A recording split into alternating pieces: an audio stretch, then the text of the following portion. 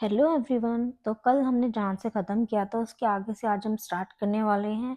हम पढ़ रहे हैं क्लास साइंस 9th का chapter that is matter in a surrounding. तो आज से हम स्टार्ट करने वाले हैं can matter change it's state. क्या मैटर अपनी स्टेट को चेंज कर सकता है, ये हम देखेंगे। ठीक है। अच्छा, हमें पता है हमने तीन स्टेट्स ऑफ मैटर पढ़े हैं। हमारे पास क्या क्या है, हमारे पास सॉलिड है, लिक्विड है और गैस है। ये तीन स्टेट ऑफ मैटर हमें पता है, solid, liquid and gas. Solid किस फॉर्म में, सॉलिड को हम आइस की फॉर्म में देख सकते हैं, है ना, क्योंकि देखो वाटर एक ऐसी चीज है जिसको हम सॉलिड, लिक्विड, गैस तीनों फॉर्म में देख सकते हैं, है ना। फ्रीज कर देते हैं तो हमारे पास आइस आ जाती है, मेल्ट कर देते हैं तो हमारे पास लिक्विड आ जाता है, और अगर हम उसे वो बॉईल करते हैं तो वो वेपर्स में भी, गैसेस में कन्वर्ट हो जाता है। तो हमारे पास हमने मेजरली थ्री टाइप के स्टेट्स ऑफ मैटर देखे हैं, सॉलिड, लिक्विड एंड गैस। ठीक है। अब हमें देखना है कि जो हमारे स्टेट्स हैं सॉलिड, लिक्विड, गैस, क्या हम इनको चेंज कर सकते हैं। देखते हैं क्या होता है आगे। What happens inside the matter during this change of state. जब हम मैटर को चेंज करते हैं तो उस टाइम पे क्या होता है, what happen to the particles of matter during the change of state. Particles of matter में क्या होता है स्टेट के चेंज के होने की वजह से। How does this change of state takes place. अच्छा, उसके लिए ना हम एक एक्सपेरिमेंट देख लेते हैं। Effect of change of temperature. Temperature के चेंज करने से क्या इफेक्ट होता है, टेम्परेचर के चेंज करने से क्या इफेक्ट होता है वो हम देखते हैं। हमने क्या लिया, हमने 150 ग्राम आइस ली एक बीकर में। ठीक है, ये हमारा बर्नर है, ये हमारा बर्नर है, ये हमारा बीकर है। बीकर में हमने आइस लिया, हमने एक थर्मामीटर लिया, ये हमारा लेबोरेटरी थर्मामीटर है, ये हमारा लेबोरेटरी थर्मामीटर है। एक स्टिर करने के लिए ग्लास स्टिरर लिया है हमने, आयरन स्टैंड है ये हमारा बीकर, आपने अपनी केमिस्ट्री लैब में जरूर देखा होगा। हमने आइस ली है यहाँ पे, और ये हमारा बर्नर का पूरा सेटअप है। अब हमने क्या किया, हमने इस बीकर में आइस ले ली। ठीक है, हमने इस बीकर में आइस ली और हमने बर्नर को ऑन कर दिया, स्टार्ट कर दिया। ओके, हमने बर्नर को स्टार्ट कर दिया, ऑन कर दिया। हमारे पास लेबोरेटरी थर्मामीटर था जो हमें बताएगा टेम्परेचर को, ये हमारा लेबोरेटरी थर्मामीटर है। अब हमने क्या किया, start heating the beaker on low flame. हमने बीकर को हीट करना स्टार्ट कर दिया, और जब हमने स्टार्ट किया ना, हमने उस टाइम पे उसका टेम्परेचर नोट कर लिया। हमने temperature note the temperature when the ice start melting. और अब हमने बीकर में आइस लिए, हमने बीकर में को हीट करना शुरू कर दिया लो फ्लेम पे। अब अगर हम आइस को गर्म कर रहे हैं, ठीक है, तो कहीं ना कहीं उसका टेम्परेचर क्या होगा, टेम्परेचर बढ़ेगा और आइस मेल्ट होना शुरू हो जाएगी, है ना। तो हमने क्या किया, जब आइस मेल्ट होना शुरू हो रही थी ना, तब हमने टेम्परेचर को नोट कर लिया। Note the temperature when all the ice has converted into water. अब हमने एक और बार, पहले यहाँ पे हमने टेम्परेचर को नोट किया जब आइस ने मेल्ट करना स्टार्ट किया, उसके बाद हमने टेम्परेचर को नोट किया जब आइस पूरी वाटर में कन्वर्ट हो गई। Recorded observation for this conversion of solid to liquid state. अब जो आइस थी, आइस मेल्ट हुई वाटर में, आइस मेल्ट हुई वाटर में तो क्या है, सॉलिड से लिक्विड में ट्रांसफर नहीं हो गई, है ना। आइस मेल्ट हुई वाटर में तो ये सॉलिड से लिक्विड स्टेट में ट्रांसफर हो गई। Okay, put a glass rod in a beaker and heat while steering till the water start boiling. अब हमने क्या किया, ये हमारे पास ग्लास रॉड थी, ठीक है, जिसे हम स्टीरर भी बोल सकते हैं। हमने क्या किया, इससे पानी को ऐसे घुमाना शुरू कर दिया। अब हम उसे जब स्टिर करते हैं और हम देख रहे हैं कि पानी में अच्छा खासा बॉइलिंग होनी चाहिए, अच्छा खासा उबाल आ रहा है पानी में। Keep a careful I on the thermometer. और ये करते हुए ना हमें थर्मामीटर की तरफ भी ध्यान रखना है। Reading till most of the water has vaporised. जब तक हमें रीडिंग लेनी है जब तक ज्यादा से ज्यादा पानी वेपर्स में कन्वर्ट ना हो गया हो। रिकॉर्ड और observation for the conversion of water in a liquid state to gaseous state. जब वेपर में वाटर कन्वर्ट होगा तो क्या लिक्विड से गैसियस स्टेट में नहीं चला जाएगा, है ना। पहले आइस था, हमने हमने उसको हीट दी तो वो लिक्विड में कन्वर्ट हो गया, हमने और ज्यादा हीट दिया उसे, वो वेपर्स में कन्वर्ट हो गया, वेपर्स में कन्वर्ट हुआ तो गैस स्टेट में चला गया। तो पहले सॉलिड से लिक्विड में गया, लिक्विड से गैस में गया। तो इस एक्सपेरिमेंट से हमें क्या पता चला, इस एक्सपेरिमेंट से हमें पता चला, on increasing the temperature of solids the kinetic energy of particles increase.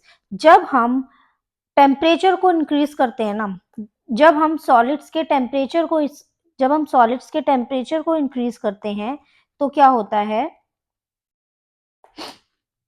Kinetic energy, जो पार्टिकल्स की काइनेटिक एनर्जी होती है वो भी इंक्रीज हो जाती है। काइनेटिक एनर्जी क्या होती है? Kinetic energy is energy due to the movement of particles. इसका सीधा सीधा मतलब है हमारा, जब हमारा टेम्परेचर बढ़ेगा तो हमारी काइनेटिक एनर्जी भी इंक्रीज होगी। जैसे जैसे हमारा टेम्परेचर बढ़ेगा वैसे वैसे हमारी काइनेटिक एनर्जी इंक्रीज होगी। आई होप इतना आपको क्लियर होगा। Due to increase in kinetic energy the particles start vibrating with greater speed. जैसे जैसे हमारी काइनेटिक एनर्जी बढ़ेगी, अच्छा टेम्परेचर इंक्रीज हुआ, काइनेटिक एनर्जी इंक्रीज हुई, काइनेटिक एनर्जी इंक्रीज होगी, जो हमारे पार्टिकल्स है वो बहुत तेज में, बहुत जल्दी जल्दी, बहुत स्पीड में वाइब्रेट करना स्टार्ट कर देंगे। तो ये सारे इंटर रिलेटेड है। हमने टेम्परेचर बढ़ाया, हमने काइनेटिक एनर्जी बढ़ाई। जब काइनेटिक एनर्जी बढ़ी, जो हमारे पार्टिकल्स थे वो बहुत जल्दी जल्दी मूव करना उन्होंने शुरू कर दिया।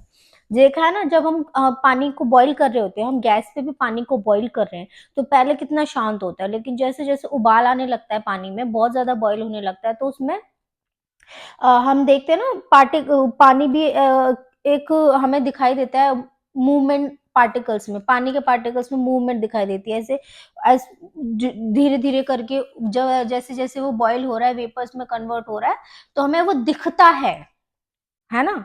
तो जैसे हमने टेम्परेचर को बढ़ाया तो काइनेटिक एनर्जी बढ़ेगी, काइनेटिक एनर्जी बढ़ेगी तो जो हमारे पार्टिकल्स होंगे वो वाइब्रेट करना स्टार्ट कर देंगे ज्यादा स्पीड में। जब हम पानी को गैस पे भी उबालते हैं ना, तो आप देखो जब बहुत ज्यादा बॉईल होने लग जाता है पानी, तो वो पानी में के पार्टिकल्स में भी वाइब्रेशन स्टार्ट हो जाती है। इसे आप घर पे भी देख सकते हैं। The energy supplied by heat, the energy supplied by heat overcomes the force of attraction between the particles. The particles leave their fixed position and start moving freely. अब क्या होता है, जो हमने एनर्जी दी पार्टिकल्स को इन अ फॉर्म ऑफ हीट, है ना, अब क्या हुआ, इनके पार्टिकल्स जो अपनी फिक्स प्रोपोर्शन थी ना उसको छोड़ देते हैं और वो बहुत फ्रीली मूव करने लग जाते हैं। उसके बाद क्या होता है, stage is reached where when the solid melts, और फिर एक स्टेज आ जाती है जहाँ पे सॉलिड मेल्ट हो जाता है, कन्वर्ट हो जाता है लिक्विड में। The minimum temperature which the solid melts to become liquid at the atmospheric pressure is called melting point. अब यहाँ से हमें एक और डेफिनेशन मिल गई, that is melting point. Melting point क्या होता है? मेल्टिंग पॉइंट वो मिनिमम टेम्परेचर है, मेल्टिंग पॉइंट वो मिनिमम टेम्परेचर है जिस पर सॉलिड मेल्ट होता है और वो लिक्विड में कन्वर्ट हो जाता है। मेल्टिंग पॉइंट क्या है? मेल्टिंग पॉइंट वो मिनिमम टेम्परेचर है जिस पर एक सॉलिड मेल्ट होके कन्वर्ट हो जाता है हमारा लिक्विड में। दोबारा सुनिए, मेल्टिंग पॉइंट क्या है? मेल्टिंग पॉइंट वो मिनिमम टेम्परेचर है जिस पर हमारा सॉलिड, हमारी आइस मेल्ट होके कन्वर्ट हो जाती है हमारी लिक्विड में, वाटर में। आई होप इतना आपको क्लियर होगा। The melting point of a solid is an indication of the strength of the force of attraction between its particles. Okay, the melting point of ice, हमें ice का melting point दिया हुआ है जो कि है 273.15 केल्विन। इसके बाद हमारे पास एक वर्ड आ जाता है, दैट इज फ्यूजन। तो ये फ्यूजन क्या है? The process of melting, that is change of solid state into liquid state, is known as fusion. Fusion क्या है? जब हमारा सॉलिड स्टेट से लिक्विड स्टेट में चेंज हो जाता है उसे हम फ्यूजन बोलते हैं। जब हमारा चेंज होता है सॉलिड स्टेट से लिक्विड स्टेट में उसे हम बोलते हैं fusion. When a solid melts, जब हम सॉलिड को मेल्ट करते हैं, इट्स टेम्परेचर रिमेन सेम, जब हम सॉलिड को मेल्ट कर रहे हैं तो उसका टेम्परेचर सेम रहेगा। सो तो फिर ये जो हमने हीट दी है उसे, वो कहाँ गई, कहाँ गई वो हीट? अभी देखते हैं वो हीट कहाँ गई। जब हम एक्सपेरिमेंट कर रहे थे ना, वहां पे हमने थर्मामीटर रखा था, लेबोरेटरी थर्मामीटर रखा था। उस थर्मामीटर को हमने क्यों रखा था, क्या चीज देखने के लिए रखा था, अभी हम देखते हैं। During the experiment of melting, that the temperature of the system does not change after the melting point is reached. जब हम थर्मामीटर का यूज कर रहे थे ना, जब हम आइस को मेल्ट कर रहे थे, तो उस टाइम पे हमने ये चीज ऑब्जर्व की थी कि सिस्टम का हमारा टेम्परेचर जब तक चेंज नहीं हुआ था, जब तक मेल्टिंग पॉइंट पे हम नहीं पहुंच गए थे। जब तक हम एक अपने स्पेसिफिक मेल्टिंग पॉइंट पे नहीं पहुंचेंगे तब तक जो टेम्परेचर होगा वो चेंज नहीं होगा जब तक कि आइस मेल्ट नहीं हो जाती। ऐसा इसलिए हुआ, जब तक हम कंटिन्यू कर रहे थे हीट को, हमने अपने बीकर को हीट दी, हमने अपने बीकर को हीट देते रहे, है ना। We continue to supply heat, this heat gets used up in changing the, तो जब हम अपने बीकर को हीट दे रहे थे तो जो वो हीट थी ना, वो क्या कर रही थी, वो आइस को पिघला रही थी, आइस को मेल्ट कर रही थी। किस में मेल्ट कर रही थी? वाटर में। ठीक है, जब हमने अपने बीकर को हीट दिया तो वो बीकर हीट क्या कर रही थी, वो कन्वर्ट कर रही थी आइस को वाटर में।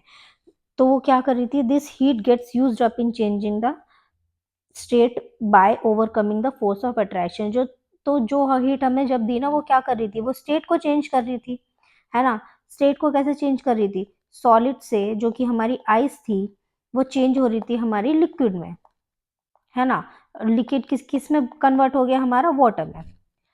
ठीक है, अब जब ये चेंज आ रहा है तो फोर्स ऑफ अट्रैक्शन है, उसमें भी तो चेंज आ रहा होगा। सॉलिड्स में फोर्स ऑफ अट्रैक्शन ज्यादा होता है ना। As this heat energy is absorb by ice, तो जो उस टाइम पे हम हीट दे रहे थे ना, वो हीट एनर्जी कौन यूज कर रहा था? आइस यूज कर रही थी, है ना। आइस ही तो यूज कर रही थी, आइस ही तो वाटर में कन्वर्ट हो रहा था विदाउट। और जब ये हीट एनर्जी उस टाइम पे ना, जब आइस वाटर में कन्वर्ट हो रहा था, तो टेम्परेचर में कोई राइज नहीं दिख रहा था हमें। जब हम ये एक्सपेरिमेंट करेंगे ना, तो हम देखेंगे, जब हमने हीट दी अपनी आइस को और आइस कन्वर्ट हो रही थी जब लिक्विड स्टेट में, वाटर में, उस टाइम पे टेम्परेचर में कोई चेंज नहीं आया। तो फिर हीट देने का क्या फायदा हुआ? हीट देने का ये फायदा हुआ हमारा कि जब हम हीट दे रहे थे तो हमारा स्टेट बदल रहा था, सॉलिड से लिक्विड में जा रहा था, लेकिन टेम्परेचर चेंज नहीं हो रहा था। इसलिए हमने थर्मामीटर का यूज किया। और उस टाइम पे हमें पता चला कि जो हम आइस को हीट दे रहे हैं, वो हीट क्या कर रही है, सिर्फ और सिर्फ स्टेट को चेंज कर रही है, टेम्परेचर को नहीं बढ़ा रही है।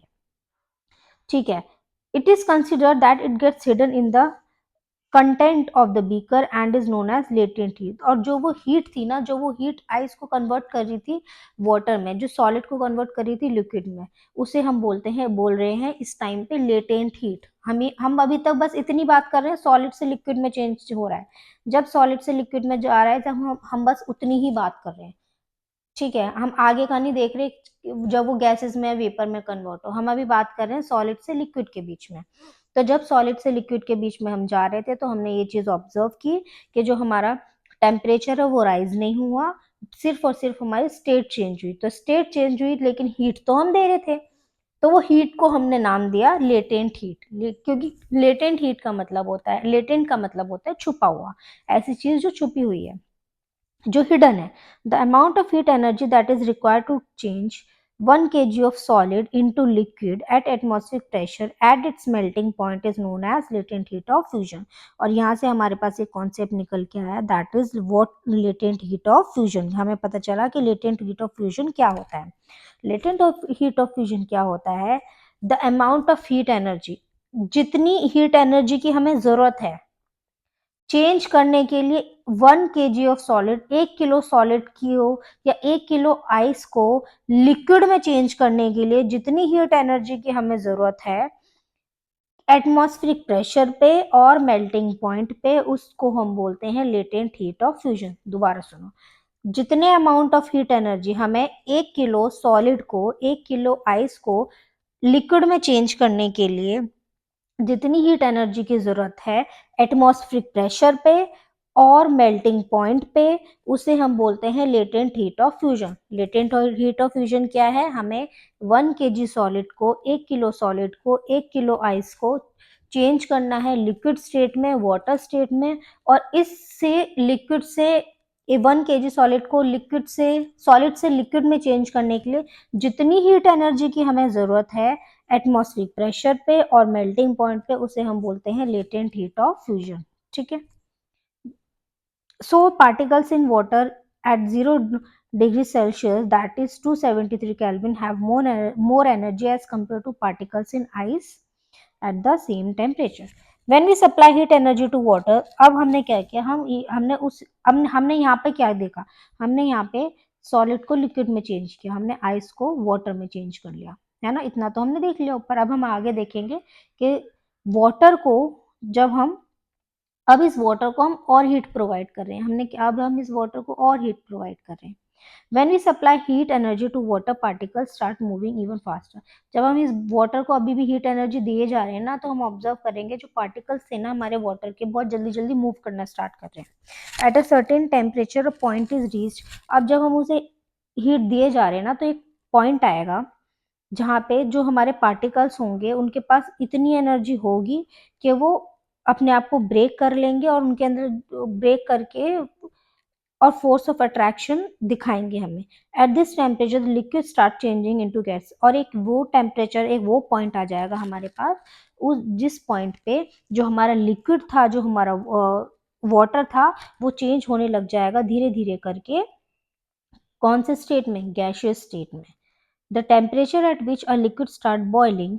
और इस बॉइलिंग पॉइंट क्या होता है? एक बॉइलिंग पॉइंट वो टेम्परेचर है जिस टेम्परेचर पे लिक्विड बॉइल करना स्टार्ट कर देता है eight atmospheric pressure. Boiling point क्या है? बॉइलिंग पॉइंट वो टेम्परेचर है जिस पर कोई लिक्विड स्टार्ट कर देता है बॉइल होना, कोई लिक्विड स्टार्ट कर देता है बॉइल होना एट एटमॉस्फेरिक प्रेशर, उसे हम बोलते हैं boiling point. Boiling is a bulk phenomena. Boiling एक bulk phenomena है. Particles from the bulk of liquid gain enough energy to change into vapor state. Boiling एक बल्क फिनोमिना है और जो पार्टिकल्स होते हैं उस लिक्विड में वो इतनी एनर्जी गेन कर लेते हैं कि वो अपनी स्टेट को चेंज कर पाए। जब और वो एनर्जी कहाँ से गेन करते हैं? वो एनर्जी गेन करते हैं जब हम उनसे हीट प्रोवाइड कराते हैं continuously. For water, this temperature is 373 Kelvin. Can you define the latent heat of vaporization? Do it in the same way as we have defined the latent heat of fusion. Particles in steam, that is water vapor at 373 Kelvin, 100 degrees Celsius, have more energy than water at the same temperature. This is because particles in steam have absorbed extra energy in a form of latent heat of vaporization. अच्छा, solid से state से हम liquid state में गए तो हमने heat किया है ना। जब हम सॉलिड स्टेट से लिक्विड में गए, यहाँ देखो, सॉलिड से हम लिक्विड में गए, हमने हीट किया। हम लिक्विड से गैशियस में गए, हमने हीट किया। अगर हम उल्टा चल के आएंगे, गैशियस से हम लिक्विड में स्टेट में जाएंगे तो हम कूल करेंगे, लिक्विड से हम सॉलिड में आएंगे तो हम कूल करेंगे। ठीक है, ये अभी आपको आगे और अच्छे से समझ आएगा। So we infer that the state of matter can be changed into another state by changing in temperature. तो अब हमें इस एक्सपेरिमेंट को करके ये पता चला कि हम मैटर को चेंज कर सकते हैं, स्टेट ऑफ मैटर को चेंज कर सकते हैं, सॉलिड से लिक्विड, लिक्विड से गैस में चेंज कर सकते हैं। कैसे चेंज करेंगे? टेम्परेचर को चेंज करके। कैसे चेंज करेंगे हम? टेम्परेचर को चेंज करके हम स्टेट्स ऑफ मैटर को चेंज कर सकते हैं। कैसे चेंज कर सकते हैं? हम उसके टेम्परेचर को चेंज करके कर सकते हैं।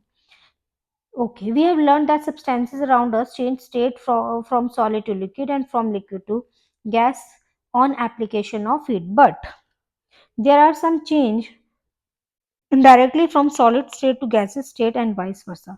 अब हमने अभी तक देखा ना कि हम सॉलिड से लिक्विड में जा सकते हैं, लिक्विड से गैस में जा सकते हैं। कैसे जा सकते हैं? टेम्परेचर को चेंज करके। और क्या टेम्परेचर के कैसे चेंज करेंगे? हम हीट प्रोवाइड करा के।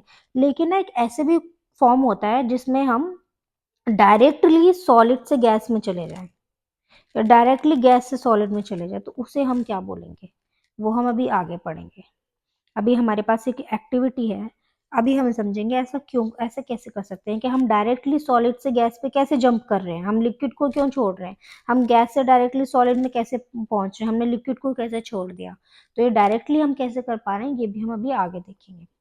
Take some camphor and ammonium chloride. हमने कैम्फर लिया और अमोनियम क्लोराइड लिया, हमने उसको क्रश किया और एक चाइना डिश में डाल दिया। ये हमारी चाइना डिश है, ये हमारा अमोनियम क्लोराइड और हमने क्या लिया? कैम्फर को लिया। ये हमारा बर्नर है, ये हमारी चाइना डिश है।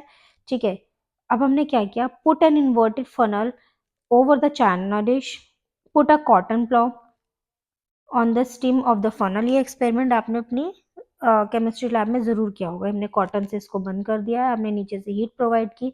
जब हम नीचे से हीट प्रोवाइड करेंगे तो जो अमोनियम क्लोराइड के वेपर्स है वो यहाँ बनने स्टार्ट हो जाएंगे, और यहाँ पे जाके ना इसके सरफेस पे अमोनियम क्लोराइड सॉलिडिफाई यानी कि सॉलिड की फॉर्म में यहाँ पे चिपकना शुरू हो जाएगी। ठीक है, अभी now heat slowly and observe what do you infer from the above change, a change of state directly from solid to gas. अच्छा, अब ये देखो, या हम जब ये एक्सपेरिमेंट कर रहे हैं, हमने सॉलिड लिया था अमोनियम क्लोराइड, यहाँ तो हमारे पास सॉलिड था, लेकिन जब हमने इसे क्या किया, हमने इसे सॉलिड को जब हमने हीट दी तो वो किस में चेंज हो गया, यहाँ पे वेपर्स में चेंज हो रहा था, यहाँ ये घूमे जा रहा था, वेपर्स में चेंज हुआ। तो क्या ये सॉलिड से डायरेक्टली गैसेस में नहीं चला गया? जब हमने अमोनियम क्लोराइड को यहाँ चाइना डिश में रखा और हमने नीचे से बर्नर लगाया, बर्नर से हमने इसे हीट प्रोवाइड की, तो यहाँ पे तो हमने तो सॉलिड में रखा था, है ना, सॉलिड स्टेट में रखा था अमोनियम क्लोराइड, लेकिन ये सॉलिड से डायरेक्टली क्या हुआ, इसके वेपर्स बनने स्टार्ट हो गए जब हमने यहाँ पे कॉटन से इसे बंद कर दिया। ठीक है, यहाँ पे डायरेक्टली वेपर्स बनने स्टार्ट हो गए, तो यहाँ पे सॉलिड से डायरेक्टली गैसेस में नहीं चला गया, लिक्विड तो बना ही नहीं, है ना। ओके, द चेंज, अब ये जो सॉलिड से डायरेक्टली गैस में हो इसे हम क्या बोलते हैं, a change of state directly from solid to gas without changing into liquid state is called sublimation. इसको बोलते हैं हम सब्लिमेशन। जब हमारा कोई स्टेट चेंज होता है हमारा डायरेक्टली सॉलिड से गैस में, उसे हम बोलते हैं सब्लिमेशन। जब हमारा स्टेट चेंज होगा डायरेक्टली सॉलिड से गैस में बिना लिक्विड की फॉर्म में जाए हुए, उसे हम बोलते हैं सब्लिमेशन। तो सब्लिमेशन क्या है, हमारा सॉलिड से चेंज हो जाएगा डायरेक्टली गैसियस फॉर्म में, इसमें लिक्विड में चेंज नहीं होगा, इसे हम बोलेंगे सब्लिमेशन। अब डिपोजिशन, एक और वर्ड आ जाता है हमारे पास, डिपोजिशन। डिपोजिशन क्या है, direct change of gas to solid. और डिपोजिशन भी हम इधर देख लेते हैं। अच्छा, हमने जब क्या किया, हमने यहाँ पे अमोनियम क्लोराइड रखा, इसको हमने हीट दी, यहाँ से हमने हीट दी, अब ये हीट ने क्या किया, यहाँ पे चेंज कर दिए, वेपर्स बना दिए अमोनियम क्लोराइड के, जो कि हमारा गैसेस में कन्वर्ट हो गया। ठीक है, अब हम क्या देखेंगे कि ये जो गैसेस में कन्वर्ट हुआ है ना, ये वापस से जाके सॉलिडिफाई हो जाएगा और यहाँ पे इसकी वॉल पे अमोनियम क्लोराइड आके चिपक जाएगा, या आके यहाँ पे पेस्ट होने लग जाएगा। तो क्या ये गैस से डायरेक्टली सॉलिड में नहीं चला गया, पहले यहाँ सॉलिड था, सॉलिड से गैस में गया, है ना, सॉलिड से गैस में गया, फिर ये वापस से गैस से किस में चला गया, सॉलिड में चला गया, यहाँ डिपॉजिट हो गया, यहाँ पे क्या हुआ, अमोनियम क्लोराइड डिपॉजिट होने लग गया। पहले हमने क्या किया, दोबारा समझ लो इसे, ये एक्सपेरिमेंट अच्छे से समझ लो, दोबारा समझ लेते हैं हम।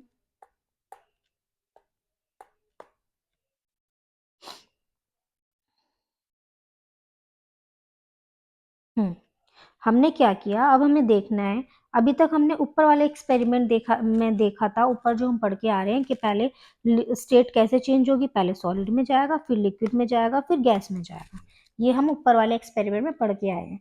लेकिन अब हमने क्या किया, हमें देखना है कि डायरेक्ट सॉलिड से गैस में जाता है और गैस से सॉलिड में भी चला जाता है, ऐसा कैसे हो रहा है, लिक्विड को क्यों हमने बेचारे को लेफ्ट आउट फील कराया, हमने ऐसा क्यों किया कि लिक्विड को बेचारे को की जरूरत ही नहीं पड़ी हमें, डायरेक्टली सॉलिड से गैस में जा रहा है या गैस से सॉलिड में आ रहा है, उसे हम क्या बोलते हैं, या फिर ये हमें कहाँ देखने को मिलता है, ये हम अभी देखेंगे। हमने क्या किया, हम एक एक्सपेरिमेंट करते हैं, हमने एक चाइना डिश ली, उसमें हमने यहाँ लिया अमोनियम क्लोराइड, हमने यहाँ पे अमोनियम क्लोराइड लिया, ये है हमारा अमोनियम क्लोराइड, ये हमारा अमोनियम क्लोराइड है। ठीक है, अब हमने क्या किया, यहाँ बर्नर लगा हुआ है हमारा, हमने इसे हीट प्रोवाइड की, क्या किया, हमने इसे हीट प्रोवाइड की, तो जो अमोनियम क्लोराइड था ना, ये हमारा सॉलिड फॉर्म में था, जब हमने इस हीट प्रोवाइड की ना, तो यहाँ पे वेपर्स बन गए, यहाँ पे अमोनियम क्लोराइड के वेपर्स बन गए। वेपर्स क्या होती है हमारी, गैसेस स्टेट होती है ना। तो यहाँ हमने सबसे पहले क्या देखा, सॉलिड से डायरेक्टली किस में, गैस में चेंज हो गया, अमोनियम क्लोराइड जो हमारे पास सॉलिड था वो गैस में चेंज हो गया, वेपर्स बन गए। ठीक है, और इसको हम बोलेंगे, इस प्रोसेस को हम बोलेंगे सब्लिमेशन, इस प्रोसेस को हम बोलेंगे सब्लिमेशन। अब हमने क्या देखा ना, कुछ टाइम बाद हमने देखा कि ये जो हमारे वेपर्स बने थे ना, ये इसकी वॉल पे आकर डिपॉजिट होने लगे, अमोनियम क्लोराइड के वेपर्स ना यहाँ वॉल पे आकर डिपॉजिट होने लगे। तो जब ये डिपॉजिट हो रहे हैं तो ये वापस से सॉलिड फॉर्म में चले गए, जब ये डिपॉजिट हो रहे हैं तो ये वापस से सॉलिड फॉर्म में चला गया। तो पहले तो क्या हुआ, पहले हीट देने पे सॉलिड से गैस में गया, इसको हमने नाम दे दिया सब्लिमेशन। अब एक गैस से वापस से सॉलिड में चला गया, है ना, तो इसको हम नाम देंगे डिपोजिशन, क्योंकि ये यहाँ इसकी वॉल पे आके डिपॉजिट हो गया था।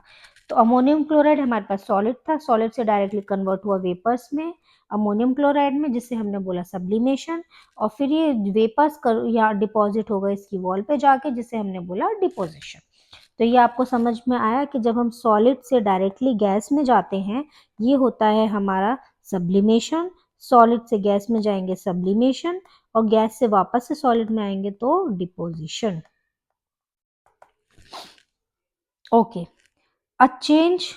अब हम दूसरा पॉइंट पढ़ते हैं इसका, effect of change of pressure. अब प्रेशर को चेंज करने पे क्या इफेक्ट पड़ेगा, जब हम प्रेशर को चेंज करेंगे तो क्या इफेक्ट पड़ेगा।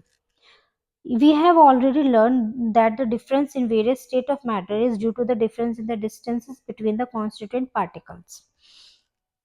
What happens when we start putting pressure and compress a gas, applying pressure enclosed in a cylinder? Will the particles come closer? Do you think that increase or decreasing the pressure can change the state of matter? Okay, applying pressure can reduce temperature and liquefy gases. Have you heard of solid carbon dioxide. हम solid carbon dioxide के बारे में आपने पढ़ा है। हम solid carbon dioxide को high pressure में स्टोर करते हैं तो वो कन्वर्ट हो जाती है डायरेक्टली गैसियस स्टेट में। On decreasing the temperature, decreasing the pressure to 1 atmospheric without coming to liquid state, this is the reason that solid carbon dioxide is known as dry ice। अच्छा, हम solid carbon dioxide को ना, solid CO2 को हम एक और नाम देते हैं ड्राई आइस। ठीक है, अब हमें पहले हम प्रेशर के बारे में ना कुछ चीजें पढ़ लेते हैं। Pressure can not change the state of solid और लिक्विड। प्रेशर सॉलिड या लिक्विड की स्टेट को चेंज नहीं कर सकता। सॉलिड एंड लिक्विड हमारे इनकम्प्रेसिबल होते हैं। गैसेस ऑन इंक्रीजिंग प्रेशर और डिक्रीजिंग टेम्परेचर, हम गैसेस पे इफेक्ट पड़ता है प्रेशर का। हमारे जितनी भी गैसेस है ना, हमारी गैस होगी जो हम LPG CNG इन सब चीज़ों का यूज़ करते हैं, CO2 हो गया, ये सब हमारी गैस है। तो टेम्परेचर का इफेक्ट हमारी गैसेस पर पड़ता है। अगर हम प्रेशर को बढ़ाएंगे तो हमारा टेम्परेचर कम हो जाएगा गैसेस में। ठीक है, अब आगे हम देखते हैं, अब ये बहुत अच्छे से क्लियर हो जाएगा, वेट करेंगे। We can say that pressure and temperature determine the state of substances. अच्छा, इसको छोड़ दो, ये देखो आप। हाँ, जब हम डायरेक्टली सॉलिड से लिक्विड में जाएंगे, इसे हम बोलेंगे फ्यूजन। और सॉलिड से लिक्विड में हम जाएंगे बाय मेल्टिंग और हीटिंग। जब हम सॉलिड से लिक्विड में जाएंगे, हमारा फर्स्ट स्टेप हो गया। सॉलिड से लिक्विड में जाएंगे तो हम करेंगे मेल्टिंग या हीटिंग, और इसे हमने नाम दिया फ्यूजन। अब हमने क्या किया, फर्स्ट स्टेप हमारा ये हो गया, सॉलिड से हम लिक्विड में गए, फर्स्ट ये हो गया हमारा। ठीक है, अब हम क्या करेंगे, अब हमने क्या किया, सॉलिड से लिक्विड में गए फर्स्ट स्टेप, और कैसे जाएंगे, मेल्टिंग करके या हीटिंग करके या हीट प्रोवाइड करा के, इसे हम नाम देंगे फ्यूजन। अब हम सॉलिड से लिक्विड में जाएंगे, कैसे जाएंगे, उसे बॉईल करके और हीट करके, जिसे हम बोलेंगे वेपराइजेशन। तो यहाँ पे तो हमने हीट का यूज किया, हमने गर्म किया कुछ चीज को, हीट दी, हीट एनर्जी प्रोवाइड की। अब अगर हमें गैस से लिक्विड में जाना है और या फिर लिक्विड से सॉलिड में जाना है, तो हमें इस चीज को ठंडा करना पड़ेगा, इसे कूल करना पड़ेगा, इसे ठंडा करना पड़ेगा। और ये कैसे होगा, ये होगा हमारा जब हम गैस से लिक्विड में जाएंगे, तो हम करेंगे लिक्विडिफिकेशन। जब हम लिक्विड से सॉलिड में जाएंगे तो हम करेंगे सॉलिडिफिकेशन, जिसे हम एक और नाम दे सकते हैं, हम लिक्विडिफिकेशन को बोलते हैं कंडेंसेशन, सॉलिडिफिकेशन को हम बोल सकते हैं फ्रीजिंग। अच्छा, अब कुछ ये आपके पास डेफिनेशन है जिसे हम एक बार पढ़ लेते हैं। वेपराइजेशन क्या है?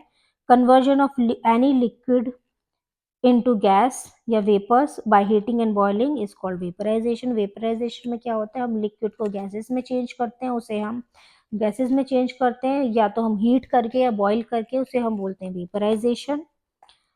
बॉइलिंग पॉइंट क्या है हमारा? Minimum temperature at which any liquid convert into gases. Boiling point क्या होता है? वो मिनिमम टेम्परेचर होता है जिसपे कोई भी लिक्विड कन्वर्ट हो जाता है हमारा गैसेस में। कंडेंसेशन या लिक्विडिफिकेशन क्या होता है? कन्वर्जन ऑफ एनी गैस और vapours into liquid by cooling. Condensation या लिक्विडिफिकेशन क्या होता है हमारा?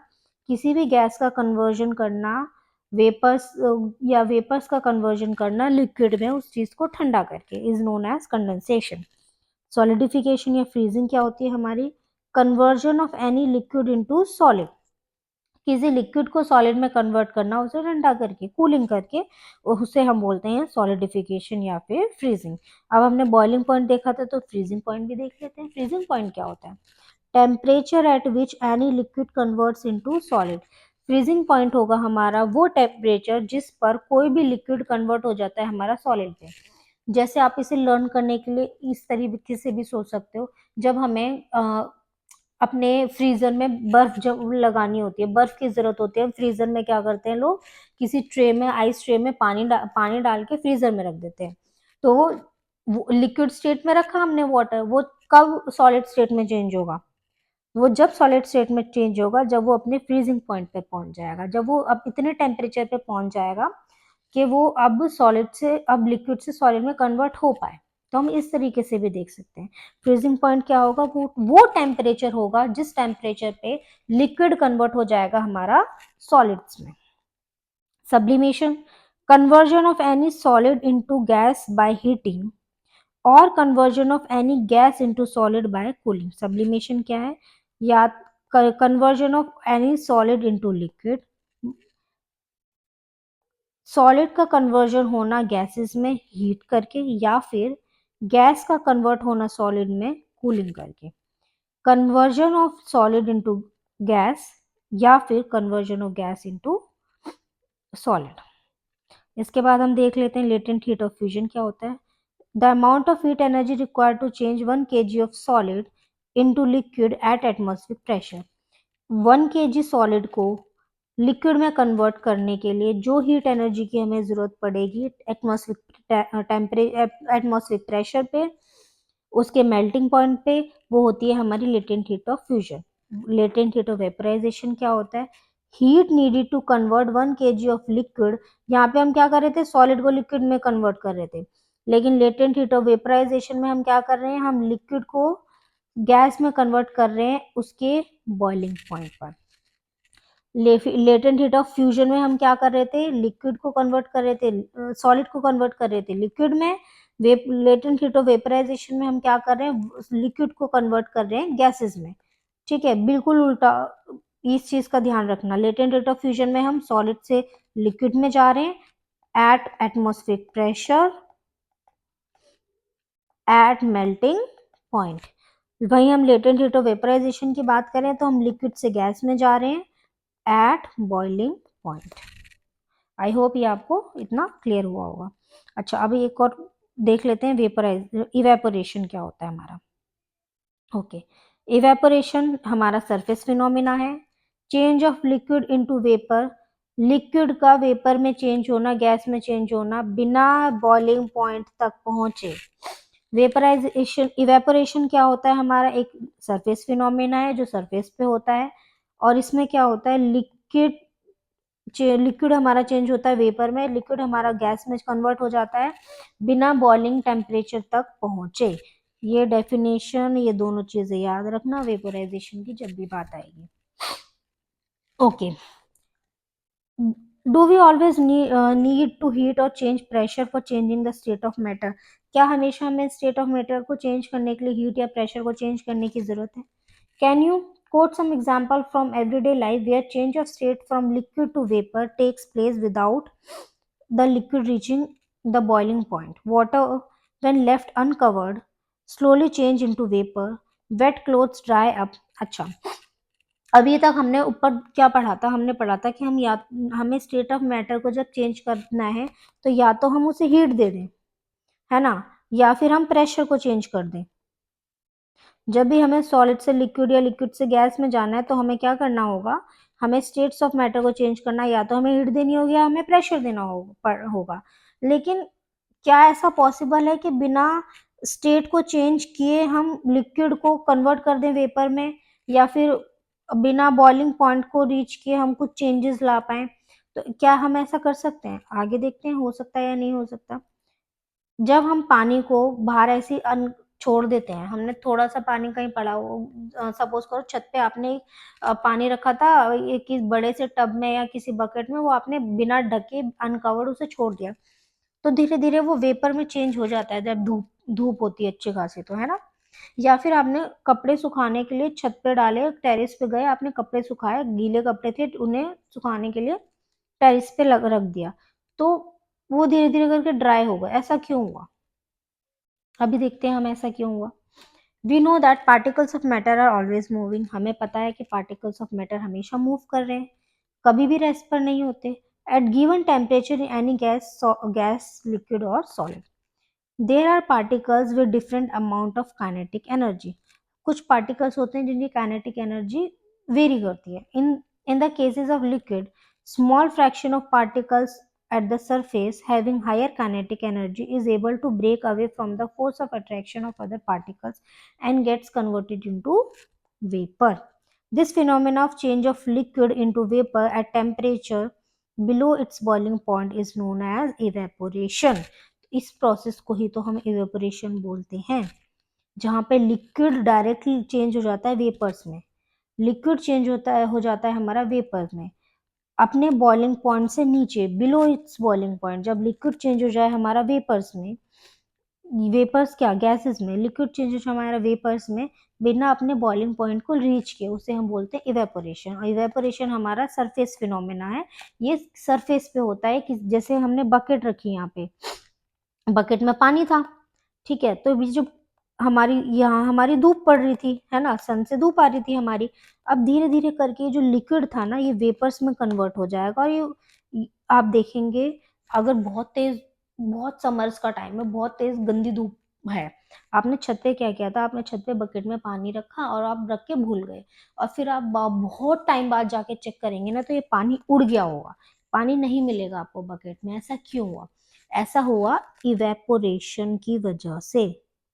ऐसा हुआ इवेपोरेशन की वजह से, क्योंकि जब बहुत धूप हो रही थी ना, बहुत धूप की वजह से यहाँ पे क्या हुआ, इसके सरफेस पे इवेपोरेशन का प्रोसेस हुआ, जिस प्रोसेस की वजह से क्या हुआ, ये जो हमारा पानी था वो चेंज हो गया लिक्विड से वेपर्स में। Factors affecting evaporation. ऐसे कौन कौन से फैक्टर्स हैं जो इवेपोरेशन को इफेक्ट करते हैं, इसको हम शॉर्ट में देख लेते हैं। इवेपोरेशन को क्या क्या इफेक्ट करता है? इवेपोरेशन को टेम्परेचर इफेक्ट करेगा, अगर टेम्परेचर ज़्यादा होगा तो इवेपोरेशन भी ज़्यादा होगा। प्रेशर इफेक्ट करेगा। सरफेस एरिया, अगर सरफेस एरिया ज़्यादा या सरफेस एरिया कम है, वो भी इफेक्ट करेगा। अच्छा, क्योंकि आपने देखा है कि अब हमारे पास बहुत बड़ी सी रिवर है कोई, अब इवेपोरेशन का प्रोसेस तो रिवर पे भी होगा, और हमारे पास एक बकेट में पानी है, इवेपोरेशन का प्रोसेस तो बकेट में भी पानी पे होगा। इसका सरफेस एरिया ज्यादा होगा रिवर का, बकेट का सरफेस एरिया कम होगा। तो इवेपोरेशन डिपेंड करता है सरफेस एरिया पे। हवा में कितनी ह्यूमिडिटी है, इस पर भी इवेपोरेशन डिपेंड करता है। विंड की स्पीड कितनी है, इस पर भी इवेपोरेशन डिपेंड करता है। इसे हम डिटेल में भी चलो एक बार देख लेते हैं। इवेपोरेशन किस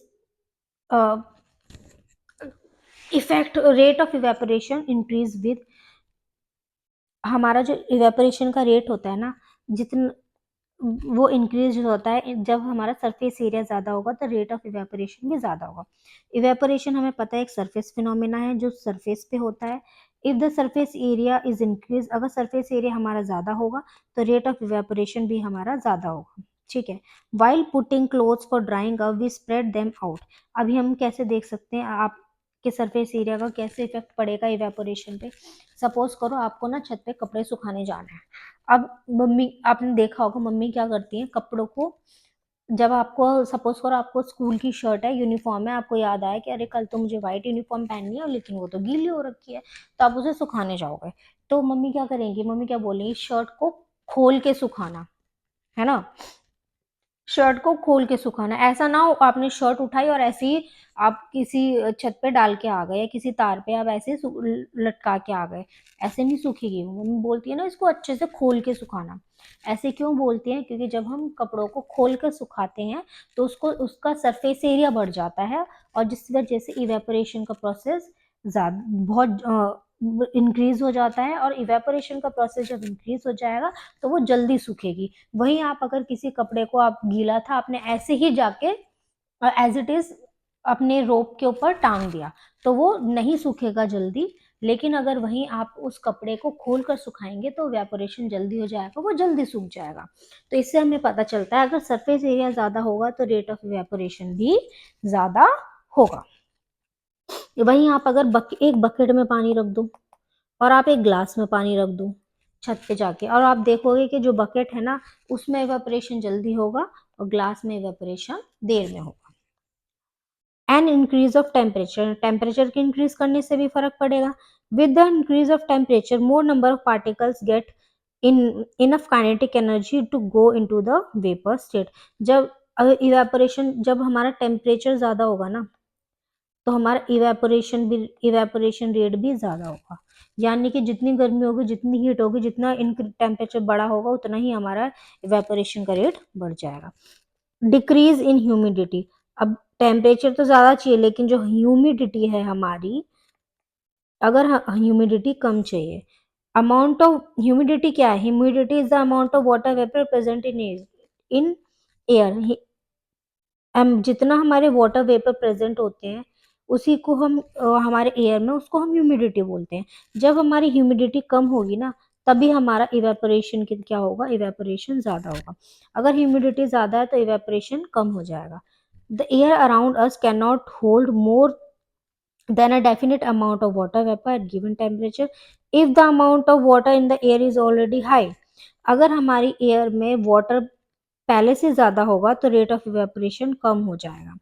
अगर हमारी एयर में पानी ज्यादा होगा, अगर हमारे एयर में वाटर वेपर होंगे, पानी ज्यादा होगा तो हमारी इवेपोरेशन क्या होगा, डिक्रीज हो जाएगा। और अगर हमारी एयर में वाटर वेपर्स कम है, अगर हमारे एयर में वाटर वेपर्स कम है यानी कि हमारे एयर में ह्यूमिडिटी ज्यादा है तो हमारा जो इवेपोरेशन का रेट होगा वो बढ़ जाएगा। वहीं अगर हमारे एयर में ह्यूमिडिटी है, बहुत कम है ह्यूमिडिटी, क्या अमाउंट ऑफ वाटर हमारे एयर में वाटर्स का जो वेपर है वो ज्यादा है। अब जो हमारा इफेक्ट है ना इवेपोरेशन का, अगर ह्यूमिडिटी कम होगी तो हमारा इवेपोरेशन ज्यादा होगा। ह्यूमिडिटी होती क्या है, ह्यूमिडिटी होती है हमारी amount of water vapour present in air. हमारी एयर में कितने वाटर वेपर प्रेजेंट होते हैं वो हमारी ह्यूमिडिटी बताता है। अगर हमारे एयर में अगर हमारे एयर में वाटर ज्यादा है, अगर हमारी हवा में पानी ज्यादा है, वाटर वेपर है, तो जो हमारा रेट ऑफ इवेपोरेशन है वो डिक्रीज हो जाएगा। अगर हमारे एयर में वाटर वेपर ज्यादा है तो हमारा रेट ऑफ इवेपोरेशन डिक्रीज हो जाएगा। And increase in wind speed, wind speed को इंक्रीज करने पे भी हमारा इवेपोरेशन जल्दी होता है। It is common observation that clothes dry faster on windy day. ये हम कैसे समझ सकते हैं, जिस दिन हमारी हवा चल रही होगी ना बाहर तो आप देखेंगे हमारे कपड़े बहुत जल्दी सूख जाते हैं जो हमने बाहर सुखाने के लिए डाले होते हैं। वहीं अगर हवा नहीं होती तो हमारे कपड़े जल्दी नहीं सूखते। तो इससे भी हमें पता चलता है कि जब हमारी विंड स्पीड ज्यादा होगी, हमारी हवा ज्यादा चल रही होगी, तो रेट ऑफ इवेपोरेशन भी बढ़ जाएगा। ओके, इसके आगे कुछ क्वेश्चंस दिए, कुछ एक्सप्लेनेशन दी हुई है, ये आप खुद पढ़ सकते हैं और मुझे बताएंगे आपको समझ आया नहीं आया। अगर नहीं आया तो हम इसे पढ़ लेंगे। इसके बाद ही हमारे दो और स्टेट दी हुई है, plasma and boss Einstein condensate, जो हम फर्स्ट चैप्टर में कंप्लीट कर चुके हैं। तो यहाँ हमारे ये चैप्टर कंप्लीट होता है। आई होप आपको समझ आया होगा। बहुत इजी चैप्टर है, कुछ ऐसा नहीं है इसमें घबराने वाला है। एक या दो बार आप दोबारा दोबारा भी अगर वीडियो को देखेंगे तो अच्छे से समझ आ जाएगा।